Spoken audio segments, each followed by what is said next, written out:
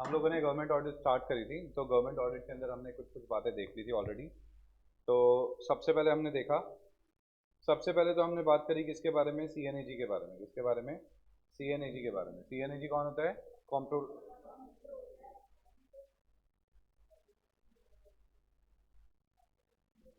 Comptroller and auditor general of India. ठीक है। उसके बाद हमने देखा कॉन्स्टिट्यूशनल प्रोविजंस लगते हैं। आर्टिकल कौन सा लगता है इस पर? 149, 150 एंड 151।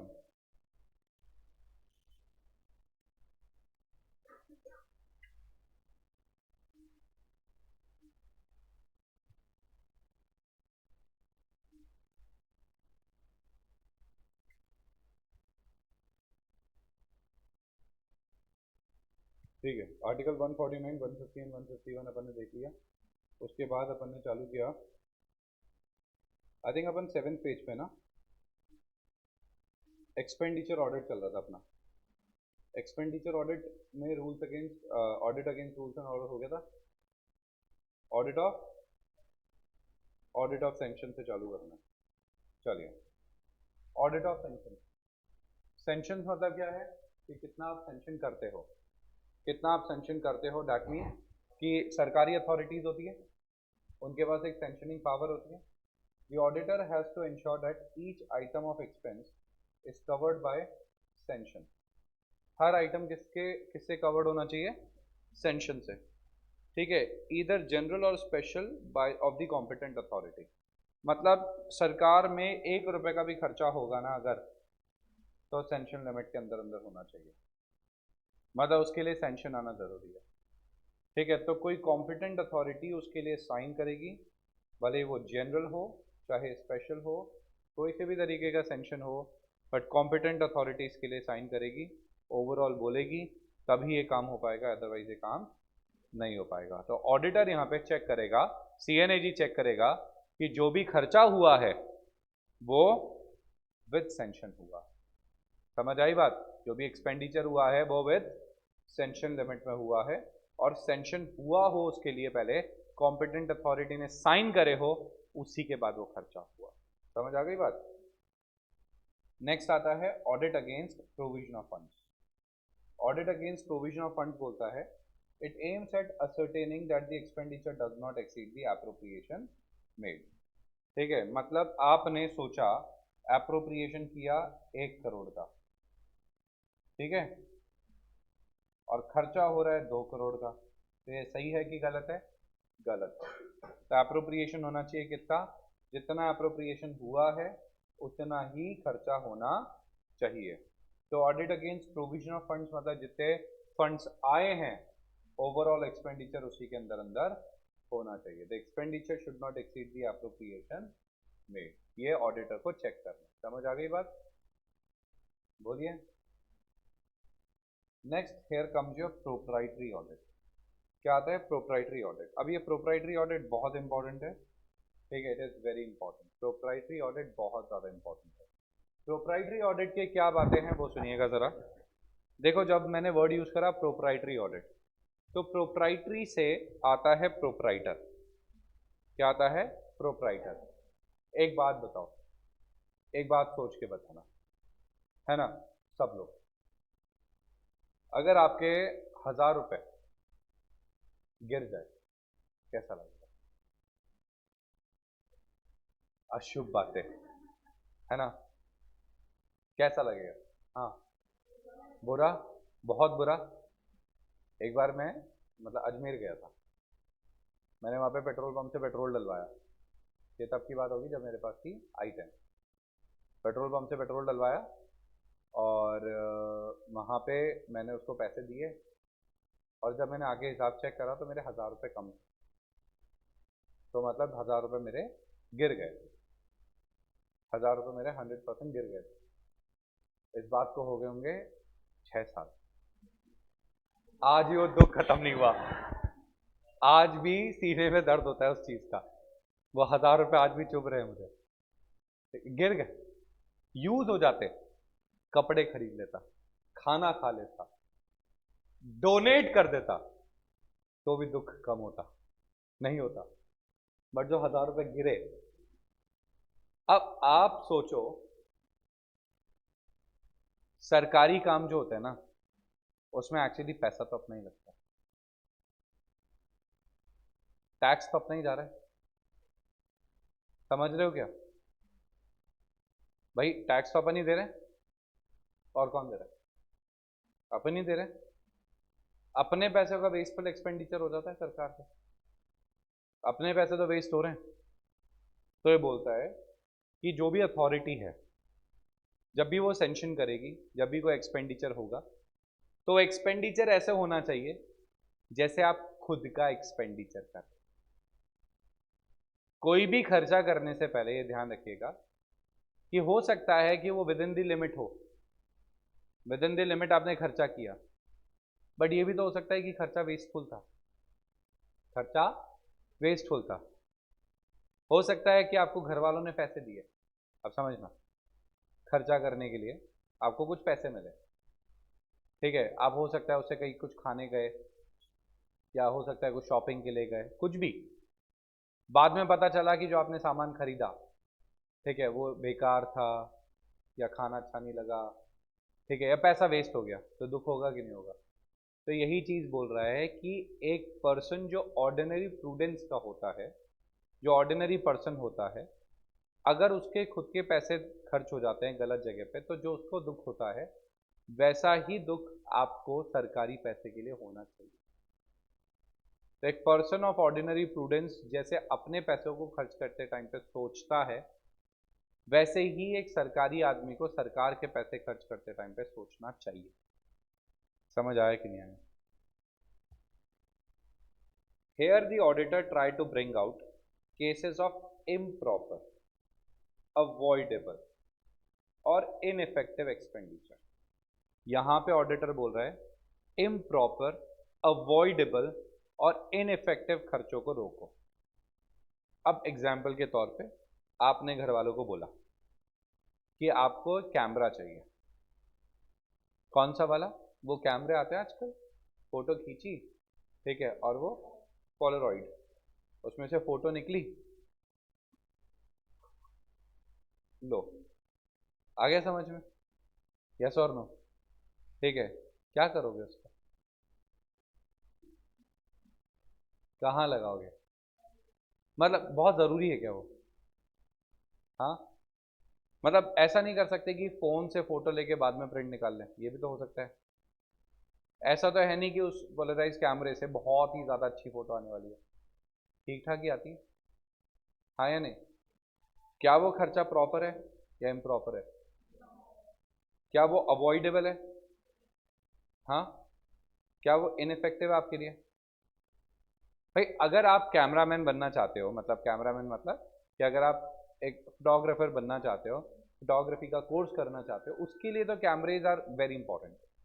कि उसके लिए तो आपने 50,000, 1 लाख, 5 लाख, 10 लाख का भी कैमरा खरीदा तो ज़रूरी है आपके लिए खरीदना, ठीक है। भाई मिनिमम अच्छी फोटोज आने के लिए 1 से 1.5 लाख का कैमरा होना चाहिए, ठीक है, करेक्ट, इतना तो मिनिमम बनता है। पर लेंसेज लेंसेज पे ही लाखों रुपए लग जाते हैं, ठीक है, ये तो मिनिमम बता रहा हूँ मैं। लोग तो 5-5, 10-10 लाख, 20-20 लाख के कैमरे खरीद के रखते हैं। हाँ, करवाना जरूरी है तो आपकी गाड़ी से महंगा आपका कैमरा है। मतलब आप कहीं वाइल्ड लाइफ सेंचुरी गए हो, आपकी 5 लाख की गाड़ी में बैठे हो, ठीक है, 10 लाख का कैमरा ले गए, शेर आया गलती से कैमरा तोड़ दे। तो कुछ भी हो सकता है ना भाई। तो वो कैमरे लेके यही तो होता है, क्या होता है? तो अब आप सोचो कि उसके लिए खर्चा करना जरूरी है, बट जो इम्प्रॉपर, अवॉइडेबल और इनइफेक्टिव खर्चे हैं वो करना थोड़ी जरूरी है। समझ आई बात? ठीक है। Even though the expenditure has been incurred in conformity with the existing rules and regulations, मैं मानता हूं कि खर्चा आपने एग्जिस्टिंग रूल्स एंड रेगुलेशंस के हिसाब से किया। लेट सपोज आपके घर वालों ने आपको 10,000 रुपए दे दिए, कि घर वालों ने क्या मतलब, मान लो दादी ने, दादा ने, ठीक है, नाना नानी, कहीं से भी, ठीक है, आपको 10,000 रुपए मिल गए, लिफाफे में मिले, है पर्सनली आप खर्च कर सकते हो, ठीक है, मैं मानता हूं कि it is in conformity with the existing rules and regulations, तो भी करना चाहिए क्या? हाँ, वेस्टफुल एक्सपेंडिचर, हाँ, आपके पास बहुत पैसा है, सब कुछ है, तो करना है करो, बट आपके पास लिमिटेड चीजें हैं तो करना चाहिए क्या? नहीं। कितने का आता है ये पोलराइज कैमरा? 8 से 10 हज़ार का। इतने का ही आता है, 5 हज़ार 10 हज़ार का ही आता है। कोई भी खरीद सकता है, कभी भी खरीद सकता है। ठीक है, अभी खरीदना है, अभी मैं खरीदूँ? क्यों? क्यों खरीदूँ मैं? नहीं, बताओ तो सही एक बार। क्या करूंगा मैं? क्लास में आके फोटो खींचूंगा उसको? ठीक है। हाँ, यही काम रहेगा। तो डोंट यू फील लाइक कि it is in the existing rules and regulation, but it's a wasteful expenditure. समझ आ गया? ठीक है। क्या? अच्छा, नहीं, जरूरत ही क्या है? फोन में रख लो, कुछ टाइम के बाद डिलीट कर देना। जो अच्छी ना लगे, कल को अच्छी ना लगे और फिर फोटो निकल गई तो वेस्ट है ना। To ensure that expenditure conforms to the principles of which have been laid state as follows। ये बोलता है कि कुछ जो एक्सपेंडिचर होंगे वो इन प्रिंसिपल्स को फॉलो करेंगे। वो प्रिंसिपल्स क्या हैं? ठीक है।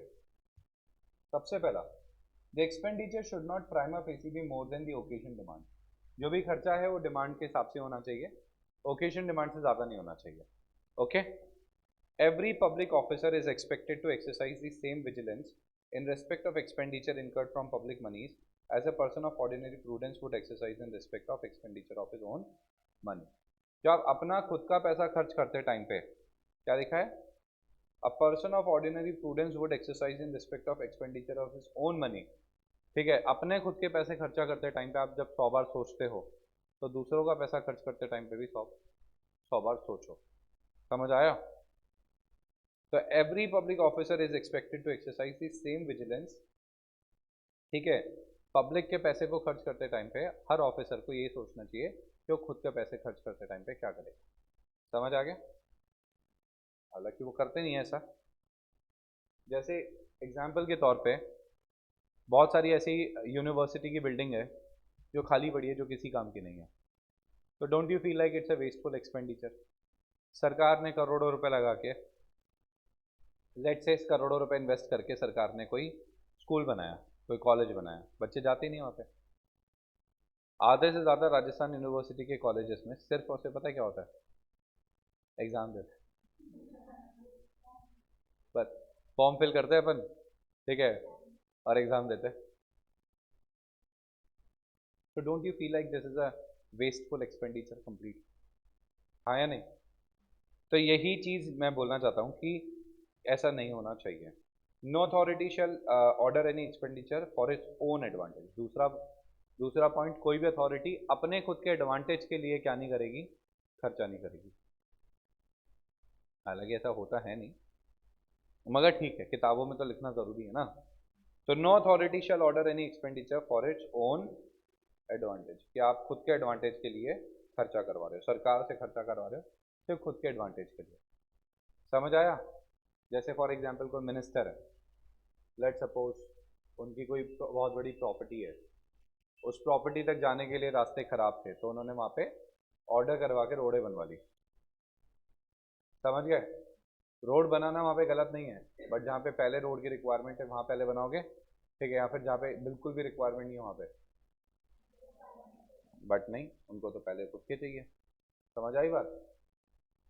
Public money should not be utilized for the benefit of particular person or section of the community। जो पब्लिक का पैसा है वो कभी भी यूटिलाइज नहीं होना चाहिए किसी पर्टिकुलर पर्सन के फेवर में या फिर किसी पर्टिकुलर कम्युनिटी के फेवर में, unless such amount involve is insignificant. जो अमाउंट है वो बहुत ही ज़्यादा इनसिग्निफिकेंट है।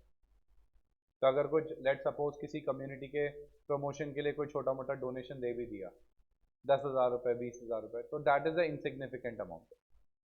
हाँ, जब जिस जिस कंट्री में 40-40 50-50 हज़ार करोड़ के घोटाले हो जाते हैं, तो वहाँ पे हम 10-20 हज़ार करोड़ 10-20 हज़ार रुपये की बात नहीं करते, वो इनसिग्निफिकेंट अमाउंट। ठीक है। क्लेम एनफोर्स बाय कोर्ट, हमने तो कुछ नहीं किया, कोर्ट ने बोला तो हमने किया। कोर्ट जो बोलेगा वो तो करना ही पड़ेगा। समझ आ गया? एक बंदे ने अभी रिसेंटली यूट्यूब पे गूगल पे केस करा था, अगर आपने सुना हो तो, है ना, 100 करोड़ का, है ना, 100 करोड़ या पता नहीं 1 करोड़ 2 करोड़ 10 करोड़ ऐसा कुछ था, मतलब मेरे को एग्जैक्ट अमाउंट तो पता नहीं है। फिर कोर्ट ने उसके ऊपर 10,000 20,000 की पेनल्टी लगा के भेज दिया। पता है क्या बोलता है? मैंने एग्जाम में फेल हो गया बिकॉज ऑफ गूगल, यूट्यूब की वजह से, क्योंकि यूट्यूब मुझे ऐसे वीडियोस रेकमेंड करता था, दिखाता था, और मैं उन वीडियोस को देखता रहता था, उसकी वजह से मैं पढ़ नहीं पाया। फिर कोर्ट बोलती है सुन इधर आ, इधर आ, एक बार आ। तो हाँ हाँ हाँ बिल्कुल बिल्कुल, थोड़ा सा ऐसे खड़े हो, एक है, ठीक है 20,000 जमा करा, चल निकल यहाँ से। और वापस ऐसा केस लेके आ गया तो जेल में डाल दूंगा।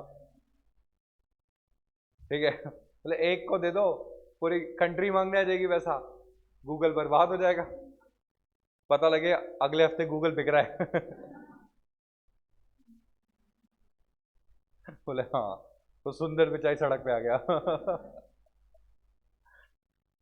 Expenditure in pursuance of a policy of custom. ठीक है, पॉलिसी और कस्टम, मतलब सरकार की कोई पॉलिसी है या कोई कस्टम है। जैसे सरकार ने कहा कि जो फाइनेंशियली डिसएडवांटेज लोग हैं उनके लिए मकान बनाने हैं, ठीक है, तो वो तो पॉलिसी है सरकार की, या कस्टम है। तो meet the allowances such as travelling allowances वगैरह, तो अगर किसी पर्सन ने ट्रैवलिंग अलाउंसेस मतलब खर्चा करा, तो हम उसको पैसा दे रहे हैं, तो वो तो देना ही पड़ेगा ना यार। बोलो समझ आया कि नहीं आया? ठीक है, लास्ट है performance audit. It also called as full scope audit, इसको फुल स्कोप ऑडिट भी कहा जाता है। It involves efficiency, economy, effectiveness, ठीक है, एफिशिएंसी कम परफॉर्मेंस ऑडिट, और एक और आता है शायद इसमें, चार ही है क्या? चार ही है, ठीक है। तो it involves efficiency audit, economy audit, effectiveness audit and efficiency cum performance audit. तो परफॉर्मेंस ऑडिट में चार चीज आती है, इफेक्टिवनेस, एफिशिएंसी, इकोनॉमी, ठीक है। अब नाम से पता लग रहा है, समझो। एफिशिएंसी, ठीक है, कि एफिशिएंट मतलब क्या होता है? रिजल्ट सही से आ रहे हैं कि नहीं आ रहे। इकोनॉमी मतलब खर्चा कम लगना चाहिए, ठीक है। इफेक्टिवनेस मतलब टाइमली काम कंप्लीट हो जाना चाहिए। To look into whether various schemes are executed economically and they are yielding expected results. Economically आपने लगाए, जो भी पैसा आपने खर्च किया वो आपने कम खर्च किया, ठीक है, और क्या वो रिजल्ट्स एफिशिएंट रिजल्ट्स दे रहे हैं कि नहीं दे रहे। अब एग्जांपल के तौर पे मैं आपको मंगलयान का एग्जांपल देता हूँ। मंगलयान मार्स पे गया, मतलब मंगल तो मार्स ही होता है, तो मंगलयान अपन ने बनाया मार्स के लिए, ठीक है, मार्स मिशन जिसको अपन कहते हैं, ठीक है। एक वो शायद मूवी भी बनी है इसके ऊपर, है ना, क्या था, मिशन मंगल, हाँ मिशन मंगल। तो अब मंगलयान अपन ने बनाया, मंगलयान ने अपनी यात्रा करी है ₹7 पर किलोमीटर की रेट से, पता है आपको? हाँ, इट इज़ लेस देन, मतलब cheaper than Uber, Uber bike की कॉस्ट में। हम लोग मंगल तक गए हैं, जितने भी है,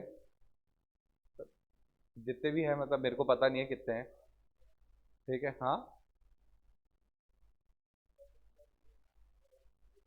नहीं कम का था, 400 450 करोड़ का था। हाँ, तो 7, ये तो आप समझे नहीं ना, 400 करोड़ में तो अपन ने सब कुछ कर लिया ना, सब कुछ कर लिया। मैं तो आपको कॉस्ट ऑफ वो बता रहा हूँ, फ्यूल, कि फ्यूल कितना लग रहा है। तो हमने इतना एफिशिएंट बनाया कि कम से कम फ्यूल के अंदर हम वहाँ तक पहुँचे। Mission Mangal was a good movie, मैंने देखी थी, आई डोंट नो पूरी देखी थी कि आधी देखी थी, ठीक है, बट मेरे को याद है कि हाँ मैंने देखी तो थी, कुछ तो देखा था मैंने। आई थिंक वो पहला मिशन इनका फेल हो गया था, फिर शायद दूसरे में इन्होंने ओवरऑल सक्सेस अचीव करी थी, ठीक है। फिर इंडियंस को दिखा दिया कि पहला फेल हो गया तो लोगों ने बुराइयां चालू कर दी, फिर उन्होंने दोबारा मेहनत करी, फिर उन्होंने दूसरा यान बनाया और वो सक्सेस हो गया तो लोगों ने तारीफ कर। तो ये क्या है, ये क्या दिखाते हैं ये सब, सच में ऐसा होता है क्या? क्या? ब्रह्मास्त्र से तो बहुत अच्छी थी, it was actually very good. बाकी भगवान उनकी रक्षा करे जिन्होंने ब्रह्मास्त्र देखी, नहीं देखी, किस्मत वाले तुम यार, ठीक है, क्या कर सकते हैं, ठीक है, जाना पड़ा, मजबूरी। 7 किलोमीटर्स, ठीक है, समझ आया?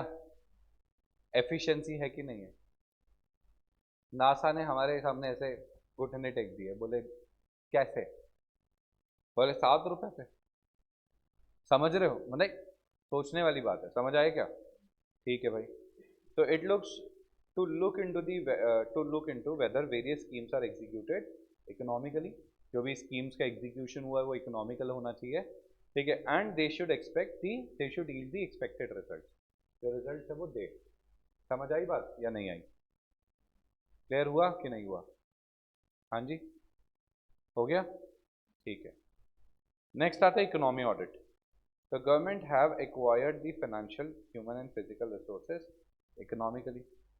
अब सरकार ने चीज़ें खरीदी है सस्ते में, जैसे कि आप लोगों ने सुना ही होगा कॉमनवेल्थ गेम्स के अंदर, है ना, इन्होंने 40-40 लाख के बेड परचेज करे जो टूट गए। चीज़ें बहुत महंगी खरीदी गई थी।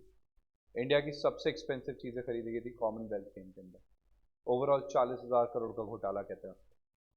हाँ, एक चीज़ अच्छी हुई थी कि दिल्ली का डेवलपमेंट हो गया था।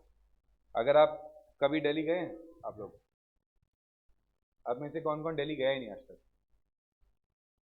बहुत सारे लोग दिल्ली में हैं। चलो कोई बात नहीं, बाकी लोग दिल्ली गए हैं, यू बीन टू दिल्ली। तो दिल्ली में आप लोग जब, अच्छा बाय रोड की बात कर रहा हूँ मैं। बाय रोड अगर आप दिल्ली गए तो आपने देखा होगा कि वहाँ पे एक्सप्रेसवेज, हाईवेज, कनेक्टिंग रोड्स। और दिल्ली के अंदर सबसे बड़ा प्रॉब्लम पता है क्या है? दिल्ली का सबसे बड़ा प्रॉब्लम है ये, एक रोड यूँ जा रही है, फिर यूँ, एक यूँ जाएगी, फिर उसी के बगल में से एक रोड यूँ ही जाएगी, फिर उसके बगल में से एक रोड यहाँ से जाएगी, फिर ये रोड घूम के यहाँ से यूँ आएगी। ठीक है, मतलब वहाँ पे कैसे भी रोड जा रही है ओवरऑल, कैसे भी कहीं से भी फ्लाईओवर निकल रहे हैं। मतलब गूगल भी एक बार बोलता है कि भाई तू ध्यान ध्यान से चलाना गाड़ी, क्योंकि एक बार तुमने मिस कर दिया ना, फिर तुम सीधे 2-4-5 किलोमीटर गए। ऐसा होता है दिल्ली में। दिल्ली के लोगों को ही नहीं समझ आता कि क्या चल रहा है। गूगल मैप को सबसे ज्यादा होमवर्क वहां करना पड़ा था। तो एक्चुअली ये सब बना था कॉमनवेल्थ गेम्स के टाइम पे। समझ रहे हो? ये कॉमनवेल्थ गेम्स के टाइम पे जब दिल्ली में हुए थे कॉमनवेल्थ गेम्स, तब उस टाइम पे इतना डेवलपमेंट हुआ था कि उन्होंने 6 महीने के अंदर अंदर पूरे दिल्ली का, ठीक है, रंगत बदल के रख दिया। इतने फ्लाईओवर्स, इतने, ठीक है, जो एक्सप्रेसवे बनाए गए, जो कनेक्टिविटी करी गई वहाँ की, सबसे ज़्यादा दिल्ली के अंदर तभी काम किया गया था। ठीक है, उसके बाद आपको, ठीक है, आपको ज़रूरी भी है इंफ्रास्ट्रक्चर डेवलपमेंट, बट मैं आपको बता रहा हूँ। तो अब आप सोचो, यहाँ पे अपन बात कर रहे हैं कि यार ह्यूमन, फिजिकल और कैपिटल फाइनेंशियल रिसोर्सेज इकोनॉमिकली सरकार को चाहिए। अब ये सरकार ने सस्ते में खरीदा है कि नहीं खरीदा? सस्ते में लेके आए कि नहीं लेके आए? एक बंदा है, लेबर है, for example let suppose labour है। लेबर को बोला कि चलो ये बिल्डिंग बिल्डिंग का काम करना है, तो प्रोजेक्ट सस्ता होना चाहिए कि महंगा होना चाहिए? सस्ता होना चाहिए ना। आज जैसे देखो एग्जाम्पल के तौर पे मैं आपको बताऊं, new parliament,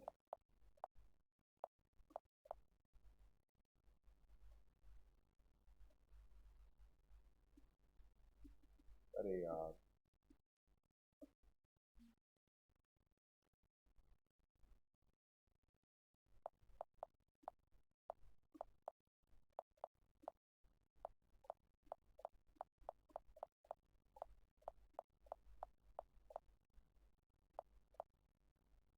new parliament building cost कितना है? 282 करोड़। हजार का था 1200।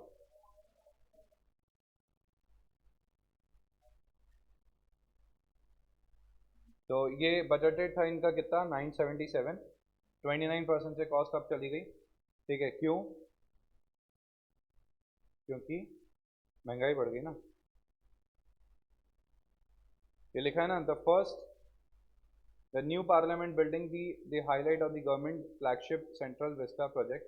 सेंट्रल विस्टा प्रोजेक्ट कहते हैं इसे क्योंकि because it's in central Delhi. ठीक है, उसमें 282 करोड़ और लगेंगे। The 29% hike over the budgeted 977 comes more than a year after the groundbreaking ceremony which took place in, no, no, no, no. 40% of the work is completed by Tata Projects, which is executing the project. मजे हैं यार। The building schedule, however, remains the same, source said. The proposed 4-storied building spread over 13 acres, 4 मंजिल की building 13 एकड़ में फैली हुई. A stone throw from Rashtrapati Bhavan was initially expected to be finished before 75th Independence Day. Later the deadline was set at October. There was no restriction on the construction. अरे यार ये बंद क्यों हो रहा है?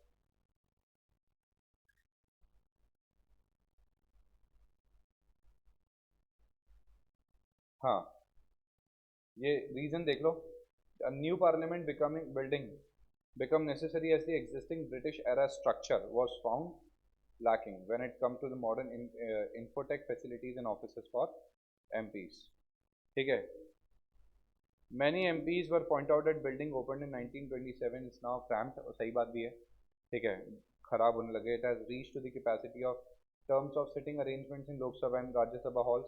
Actually उसमें ना offices अब limited हो गए, मतलब उसमें नए लोग अपॉइंट नहीं हो सकते.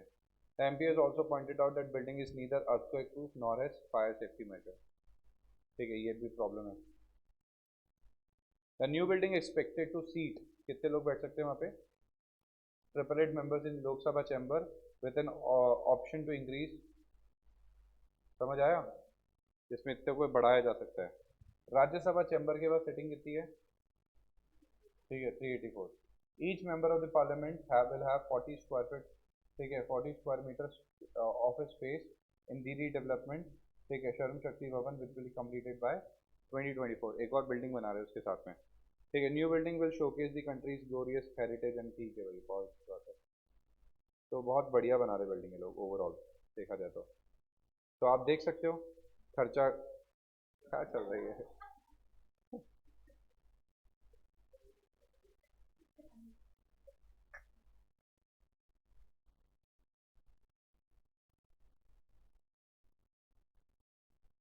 चलो सेम ही बातें दे रखी है.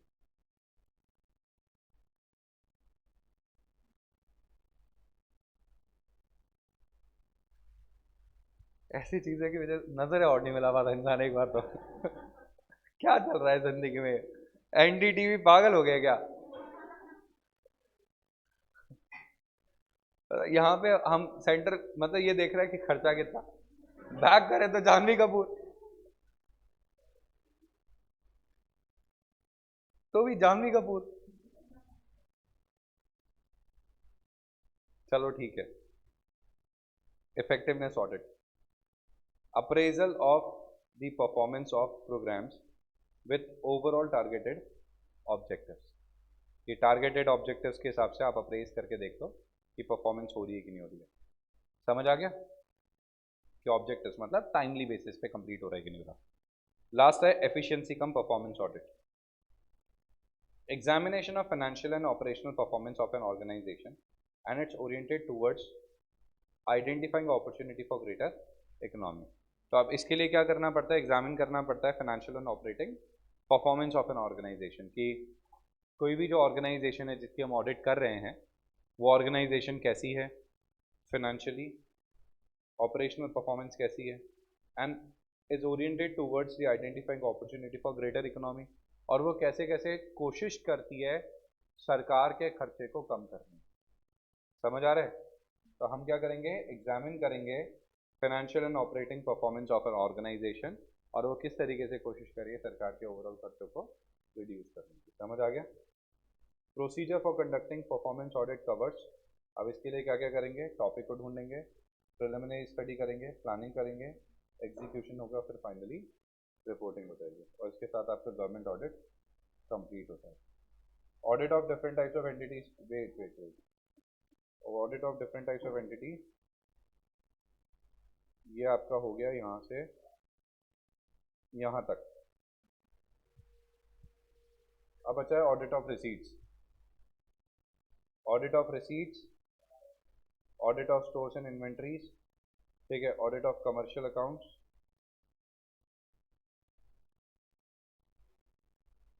और लास्ट है रिपोर्टिंग प्रोसीजर्स.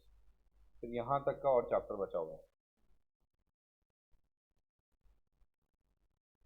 अब इसमें कुछ चीज़ें तो अपन ऑलरेडी कर चुके हैं तो अपने को दिक्कत नहीं आएगी. चलिए चालू करते हैं. Audit of receipts. Audit of receipts मतलब जो सरकार के पास पैसा आ रहा है उसकी ऑडिट करवानी है। The audit of receipt is neither all pervasive or old as audit of expenditure but has come to stay in some countries. Such audit provides for checking. ये बोलता है कि ठीक है भैया, ये ज़्यादा पुरानी नहीं है जितनी एक्सपेंडिचर ऑडिट पुरानी है, बट फिर भी हमें देखना पड़ेगा। इसके अंदर ऑडिटर को क्या क्या चेक करना पड़ता है? वेदर ऑल रेवेन्यूज और other debts due to the government has been correctly assessed, realised and credited to government account by the designated authorities. जैसे कि इनकम टैक्स, इनकम टैक्स को जितना लगता है कि सरकार के पास पैसा आना चाहिए वो सरकार के खाते में आया कि नहीं आया। जीएसटी डिपार्टमेंट को जितना लगता है वो सरकार के खाते में आया नहीं आया। म्युनिसिपल कॉरपोरेशन, जेडीए, जितना भी लगता है जो उन्होंने असेस किया है, रियलाइज़ किया है, वो सीधे सीधे सरकार के खाते में आना चाहिए। ठीक है। दूसरा point, whether adequate regulations and procedures have been framed by the department concerned to secure an effective check on assessment, collection and proper allocation of cases। क्या आपने एडिक्वेट रेगुलेशंस बना रखे हैं? किस चीज़ के लिए प्रोसीजर बना रखा है डिपार्टमेंट ने, एजेंसी ने, to concern to secure an effective check on assessment, collection and proper allocation of cases. जैसे कि एग्जांपल के तौर पे हम लोग इनकम टैक्स की बात करें। इनकम टैक्स में क्या होता है? इनकम टैक्स के केस में ऐसा होता है कि भैया अगर आप इनकम टैक्स पे नहीं करते तो टैक्स अथॉरिटीज़ को पता लग जाता है कि किस बंदे ने टैक्स पे नहीं करा। यस और नो? तो एडिक्वेट रेगुलेशंस होने चाहिए, प्रोसीजर्स होने चाहिए। अच्छा एक बात बताओ, अगर आपको टैक्स अथॉरिटीज़ ने पकड़ लिया और आपने टैक्स नहीं दिया तो फिर आपके साथ क्या होगा बताओ?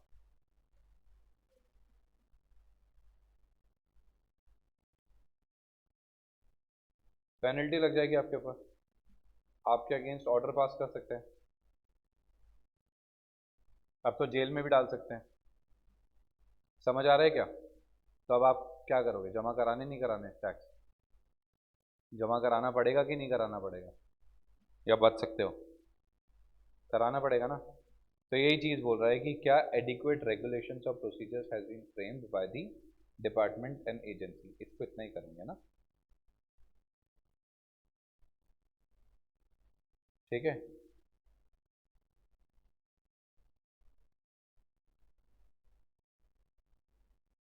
तो पहला है, सारा का सारा जो रेवेन्यू है सरकार का वो सरकार के पास जाना चाहिए।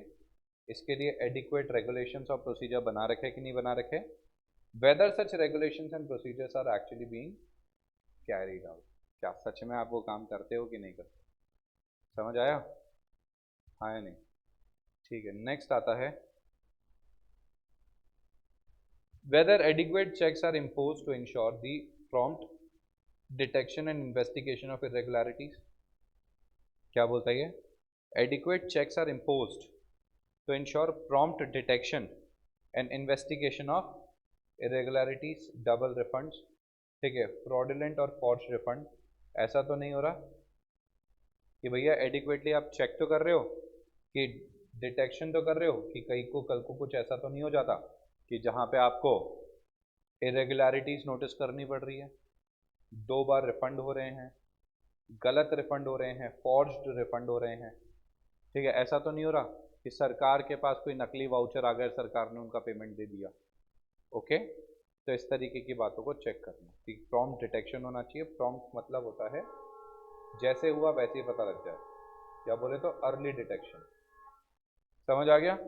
और आपकी क्या इन्वेस्टिगेशन होती है, कोई इरेगुलरिटी नोटिस होती है तो कहने की बात होती कुछ नहीं, आपको ही पता है कैसे काम चलता है सरकारी डिपार्टमेंट में।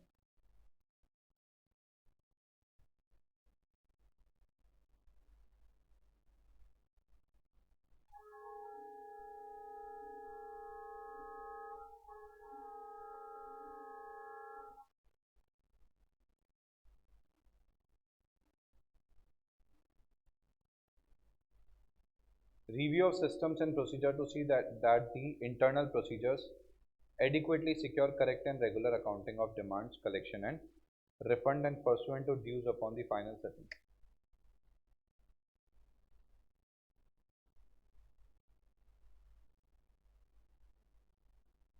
ये रहा। The basic principle of audit of receipt is that it is more important to look at the general than on the particular. ठीक है, though individual cases of assessment, demand, collection, refund etcetera are important within the area of test check. अब ये बोलता है कि वैसे तो हमें स्पेसिफिक चीज़ों से ऊपर जनरल बातों को, मान लो कि एक बंदे ने टैक्स का पैसा नहीं दिया, तो उसको चेक करने की जगह ओवरऑल टैक्स का कितना पैसा आया है, क्या वो सरकार के खाते में गया कि नहीं गया, इसको चेक करना है। क्योंकि क्या ये पॉसिबल है सीएनएजी के लिए कि हर एक बंदे का इंडिया के अंदर टैक्स चेक कर सके? 140 करोड़ की जनता है इंडिया की, 5.5 करोड़ से 6 करोड़ रिटर्न्स भरी जाती है।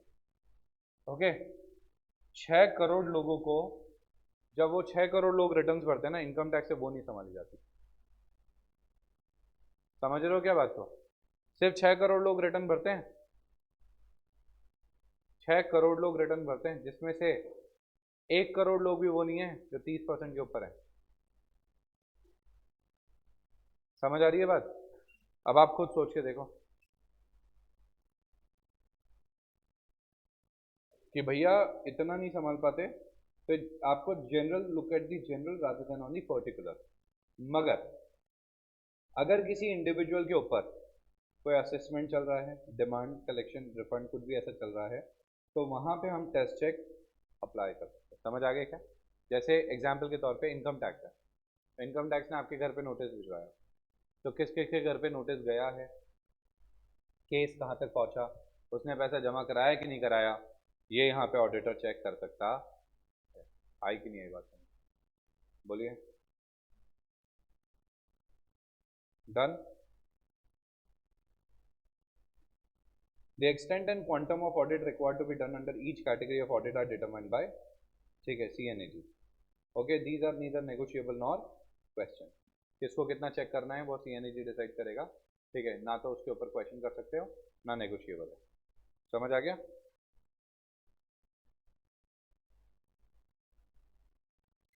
तो 6 बातें हो गई। अरे सर आए नहीं क्या अभी तक? ठीक है भाई, चलो इसको वाइंड अप करेंगे आज की क्लास को। Audit of stores and inventories आसान सा टॉपिक है, कल देखते हैं इसे। यदि नीचे मैसेजेस आए हुए दिख नहीं रहे क्या अपने को? कुछ तो गड़बड़ लग रही है मेरे को।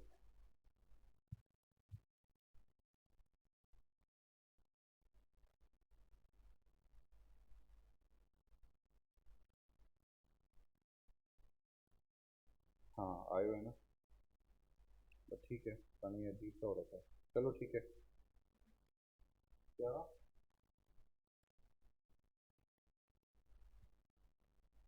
चलो ओके गाइस।